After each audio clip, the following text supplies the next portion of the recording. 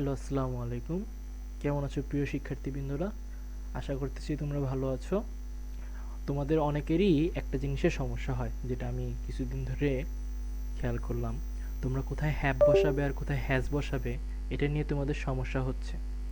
তো সবাই শুধু বলে দেয় যে থার্ড পারসন সিঙ্গুলার নাম্বার হলেই ভার্ব সাথে অ্যাজ বা ইয়েস যোগ হয়, আর কোথায় হ্যাভ হয় আর কোথায় হ্যাজ হয় এটা তোমাদের ক্লিয়ার করে না।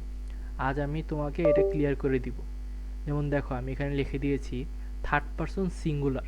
সিঙ্গুলারের সাথে আমি ব্রেকেট দিয়ে লিখে দিচ্ছি কোনগুলো সিঙ্গুলার। দেখো, যেমন হি, শি, ইট বা কোনো কিছু নামের পর হ্যাজ বসে।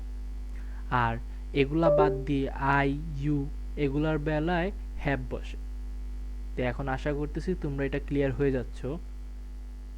এই সেন্টেন্সগুলো যেখানে মানে এইগুলা এই পার্সনগুলো যেখানে থাকবে, যেমন যদি হি থাকে তাহলে হি হ্যাজ, শি থাকলে শি হ্যাজ, ইট থাকলে ইট হ্যাজ, বা কোনো কিছুর নাম যেমন রহিম, করিম, যে কোনো কিছুর নাম হতে পারে। কোনো কিছুর নাম হলেই ওইখানে হ্যাজ বসবে। আর এগুলা বাদ দিয়ে বাকিগুলোর জায়গায় বাকি পার্সনের সাথে তুমি হ্যাভ বসিয়ে দিবা।